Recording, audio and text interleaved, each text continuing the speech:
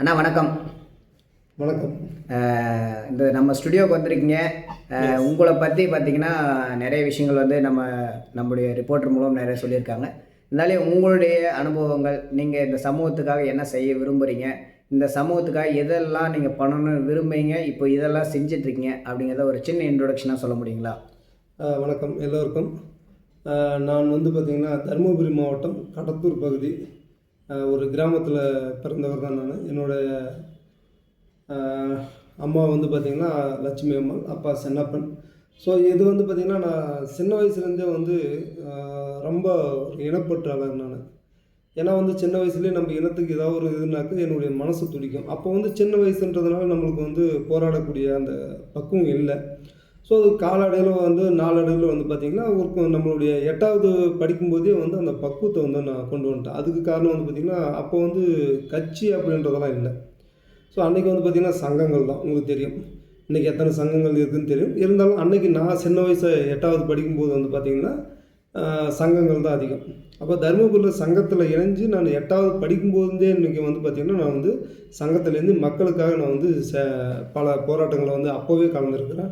பல போராட்டங்களில் கலந்துருக்கிறேன். மக்களுக்கு வந்து டைரெக்டாக நேரடியாக வந்து கிராமமாக சங்கத்தாரோடு சேர்ந்து நான் நிறைய பணியாற்றிருக்கிறேன்.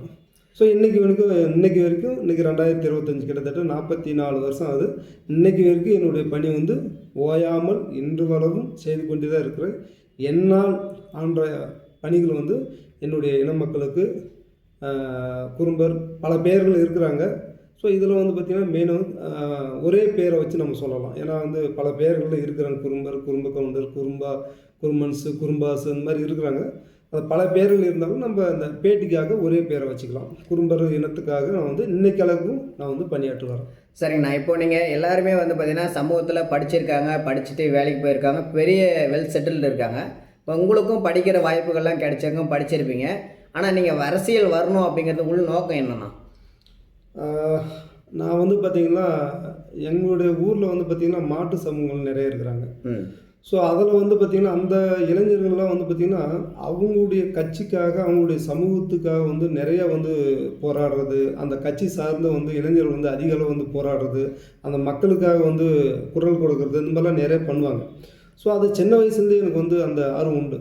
இப்போ அதெல்லாம் பார்க்கும்போது என்னுடைய இனம் ஏன் இந்த மாதிரி இருக்குது? அப்போ மற்ற சமூக மக்கள்லாம் வந்து அரசியலில் பெரிய அளவில் வளர்ந்துட்டு போகிறாங்க. ஆனால் என்னுடைய இனம், நான் பிறந்த இனம் ஏன் இன்னுமே வந்து அடித்தட்டு மக்களாகவே இன்னும் வந்து அரசியல் புரிதல் இல்லாமல் இருக்கிறாங்க அப்படின்றத நான் வந்து ஆழமாக சிந்தித்தேன். ஸோ அதோட வெளிப்பாடு தான் இன்றைக்கி வந்து பார்த்திங்கன்னா அரசியலாக கொண்டு போகணும் அப்படின்றது தான் வந்து நிறைய சங்கத்தலைவர்கள் கூட நிறைய வந்து விவாதம் பண்ணியிருக்கிறேன். ஏன் நீங்கள் வந்து சங்கமாக இருக்கிறீங்க, அடுத்த கட்ட வளர்ச்சிக்கு ஏன் நீங்கள் போக மாட்டீங்க அப்படின்னு சொல்லிட்டு நான் சின்ன வயசாக இருக்கும்போதே வந்து விவாதம் பண்ணியிருக்கிறேன். சரிண்ணா. இப்போ நீங்கள் அரசியல் பயணங்கள்லாம் செஞ்சிட்ருக்கீங்க. இப்போ தற்போதைய நிலையில் என்ன, நீங்கள் சங்கத்துக்குள்ளே இருக்கீங்களா, இல்லை கட்சி பதிவில் இருக்கீங்களா, இல்லை மக்களோட மக்களாக போராட்டத்தில் மட்டும் கலந்துட்டுருக்கீங்களா? அதாவது வந்து பார்த்திங்கன்னா ஆரம்ப காலத்தில் வந்து சங்கத்தலைவர்கள் வந்து நிறைய பணி ஆற்றிருக்கிறாங்க. அதை வந்து நாம் மறுக்க முடியாது. ஒரு சில விஷயங்கள் வந்து அவங்க மேலே வந்து வருத்தங்கள் இருந்தாலும் சங்கத்தலைவர்கள் எல்லாருமே வந்து நல்லா செஞ்சுருக்கிறாங்க. ஆனால் காலப்போக்கில் வந்து அது மக்கள் மத்தியில் வந்து பெருசாக வந்து எடுபடலை. ஏன் அப்படின்னாக்க இன்றைக்கி மாட்டு சமூக மக்கள்லாம் வந்து பார்த்திங்கனாக்க பெரிய அளவில் எம்எல்ஏ, எம்பி, அமைச்சர், வாரிய தலைவர் இந்த மாதிரி வந்து பெரிய அளவில் வளர்ந்துட்டு போயிட்டுருக்கிறாங்க. ஸோ நம்ம சமுதாயத்தில் இருக்கக்கூடிய, நம்ம இனத்தில் இருக்கக்கூடிய சங்கத்தலைவர்கள் என்ன பண்ணுறாங்க அப்படின்னா சங்கம் சார்ந்தே இருந்துட்டு அப்படியே விட்டுட்டாங்க. ஸோ அதுதான் எனக்கு ஆதங்கம். இப்போ வந்து பார்த்திங்கன்னா நாம் வந்து அதையும் கடந்து அடுத்த கட்டத்துக்கு கொண்டு போகணும் நம்முடைய மக்கள் அப்படின்றதுக்காக இப்போ வந்து நம்ம வந்து இளைஞர்கள் வந்து அதிக அளவு வந்து அரசியல் படுத்தணும் அப்படின்றதுனால இப்போ வந்து பார்த்திங்கன்னா இந்திய தேர்தல் ஆணையத்தில் வந்து பதிவு பண்ணியிருக்கிறாங்க. அதாவது 5 பேர் கொண்ட தலைமையில் நாங்கள் வந்து பதிவு பண்ணியிருக்கிறோங்க. ஸோ அந்த 5 பேர் கொண்ட தலைமையில் தான் வந்து அந்த கட்சியை வந்து இயங்கும். இது வந்து பொது நலமாக போகக்கூடாது அப்படின்றதுக்கு. ஏன்னா பொது நலமாக வந்து இன்றைக்கி போகக்கூடிய சூழல் இல்லை. ஏன்னா இன்றைக்கி சமுதாயத்துக்கு ஒரு கட்சி வந்துருச்சு. ஸோ அதனால் வந்து நம்ம பொது நலமாக வேண்டாம்.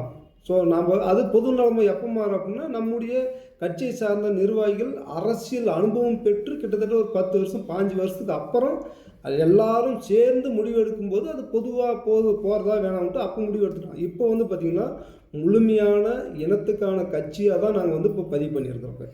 சரிங்கண்ணா. இப்போது வந்து பார்த்திங்கன்னா நீங்கள் கொள்கை ரீதியாக ஒரு கட்சியை வந்து துவங்கி இருக்கிறீங்கன்னு சொல்லியிருக்கீங்க, ரொம்ப மகிழ்ச்சி. இப்போ இந்த இனத்திற்கான கட்சின்னு சொல்லியிருக்கீங்க.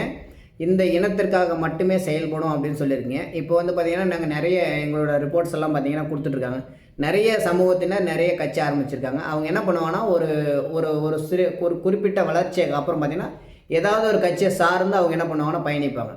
இப்போது நீங்கள் மற்ற கட்சியை சார்ந்து பயணிக்கணும்னு ஆசைப்பட்றீங்களா, இல்லை உங்களோட சமூகத்துக்காக மட்டும் ஒரு குறிக்கோள் வச்சுருக்கீங்க, இந்த குறிக்கோள் மட்டும்தான் எங்களுடைய நோக்கம், அதாவது நாங்கள் எம்எல்ஏ ஆகிறது எம்பி ஆகிறதெல்லாம் எங்களோட நோக்கம் கிடையாது, எங்களுடைய சமூகத்திற்கு பெரிய வெற்றி அப்படின்னு பார்த்தா இதுதான், இந்த வெற்றியை பெற்றுக் கொடுக்கறது தான் எங்களோட கட்சியுடைய முக்கிய பணி அப்படின்னு சொல்லி ஒன்று இருக்கும் இல்லைங்களா?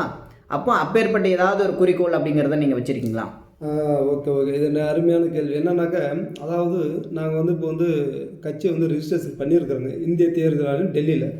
ஸோ இது எங்களுடைய அந்த கட்சியினுடைய நோக்கம் என்ன அப்படின்னாக்கா, முழுமையாக வந்து பார்த்திங்கன்னா, அதாவது அரசியல் படுத்துதல், இளைஞர்கள் வந்து அரசியல் படுத்துதல். ரெண்டாவது வந்து பார்த்திங்கன்னா, குருமன்ஸ் பழங்குடியினர் சாதி சான்றிதழ் வந்து முக்கியமாக தமிழ்நாடு முழுக்க வாங்கக்கூடிய ஒரு காலகட்டத்தை உருவாக்குதல். ஏன் அப்படின்னா, இன்றைக்கி 45 வருஷமாக நாம் போராடிட்டு வரோம். ஏன் இன்றைக்கி 45 வருஷமாக வந்து சும்மா போராடல, அவ்வளோ ஆதாரங்கள் இருக்குது, கலாச்சாரம் நம்மக்கிட்ட இருக்குது, ஆதாரங்கள் இருக்கிறது, நிறைய இருக்குது. ஆனால் இதையும் தாண்டி வந்து நம்ம மக்களுக்கு வந்து அந்த உரிமைகள், பிறப்புரிமை, நான் என்ன கேட்டால் வந்து அது வந்து நிறைய பேர் சொல்லுவாங்க உரிமைகள்னு சொல்லுவாங்க. என்னை பொறுத்தவரை பிறப்புரிமை, நான் பிறந்த இனம் பழங்குடியினம், குறும்பர் பழங்குடியினம், அந்த பிறப்புரிமை பெறுவது தான் எங்களுடைய முதல் லட்சியமே. அது வந்து எந்த மாற்று கருத்து இல்லை, அது எந்த காலத்துக்கு நான் வந்து மாற்றிக்கொள்ளவதும் முடியாது.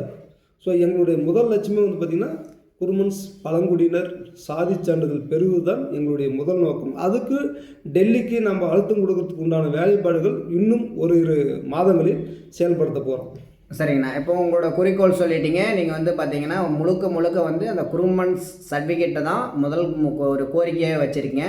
ஸோ இதை வந்து அரசியல் படுத்தி நம்ம வந்து பெரிய போராட்டமாகவோ ஏதோ நடத்தி நம்ம மக்களுக்கு முழு முயற்சி, அதாவது முழு வெற்றி அந்த குருமன் சர்டிஃபிகேட் தான் அப்படின்னு சொல்ல வரீங்க. அதாவது நீங்கள் என்ன சொல்ல வரீங்கன்னா, ஒரு மனிதனுக்கு பசிக்கும் போது மீன் மட்டும் கொடுக்குறது ஒரு வேலை இல்லை, அந்த மீன் பிடிக்க கற்றுக் கொடுக்குறதும் ஒரு வேலைன்னு சொல்கிற மாதிரி, இப்போ இவங்களுக்கு வந்து பார்த்திங்கன்னா அடிப்படையாக வந்து அரசாங்கம் வந்து எல்லா சலுகைகளும் கொடுத்துட்ருக்கு. இப்போ பஸ்ஸில் போகிறது ஃப்ரீ கொடுத்துட்றாங்க, வீட்டில் ரேஷன் அரிசி ஃப்ரீ கொடுத்துறாங்க, இது எல்லா சமூக மக்களுக்கும் கிடைக்கிது. ஆனால் இப்போ குருமன் சர்டிஃபிகேட் அப்படிங்கிறது அடிப்படைன்னு நீங்கள் சொல்ல வரீங்களா? ஆமாம். ஏன் அப்படின்னா, அதாவது நாம் வந்து இல்லாததை இருக்குதுன்னு நாம் கேட்க வரல. அதாவது ஒரு விஷயம் வந்து இல்லை, அதை வந்து எங்களுக்கு கொடுங்கன்னு நாங்கள் கேட்க வரல. நாங்கள் என்ன சொல்கிறோம் அப்படின்னா, எங்களுடைய பிறப்புரிமை, நாங்கள் பிறந்ததே பழங்குடியினம். இன்றைக்கி வந்து அதுக்கு உண்டான ஆதாரங்கள், எக்கச்சக்கமான ஆதாரங்கள் இருக்குது, எல்லாமே இருக்குது. அதை வந்து கொடுக்க மறுக்கின்ற போது தான் வந்து எங்களுக்கு வந்து பார்த்திங்கன்னா அடுத்த கட்டமாக வந்து மக்களை திரட்டி மிகப்பெரிய அளவில் போராட்டம் பண்ணுறதுக்கு உண்டான வாய்ப்புகளை வந்து தள்ளப்படுறாங்க. ஸோ இதோட இல்லாமல் வந்து பார்த்திங்கன்னா, இன்றைக்கி பழங்குடி சாதி சான்றிதழ் வந்து பெறுவதனால நிறைய நன்மைகள் இருக்குது. என்ன விஷயம் அப்படின்னா, இன்றைக்கி வந்து பார்த்திங்கன்னா பொது சமூகத்தோடு நம்மளால் போட்டி போட்டு தேர்தலில் நின்று ஒரு சாதாரண, நான் வந்து எம்எல்ஏ கூட வேணாம், சாதாரண ஒரு வார்டு மெம்பர் கூட போட்டி போட்டு, தலைவருக்கு போட்டி போட்டு நின்றால் கூட நம்மளால் ஜெயிக்க முடியாது. ஏன் அப்படின்னா, நம்ம வந்து டாமினேட் வந்து அதிகமாக பண்ணுறாங்க. ஏன்னா நம்மளை டாமினேட் பண்ணும்போது நம்மளை வந்து வெளிப்படுத்திக்கிறதுக்கு உண்டான அந்த பிளாட்ஃபார்மே நம்மக்கிட்ட இல்லை.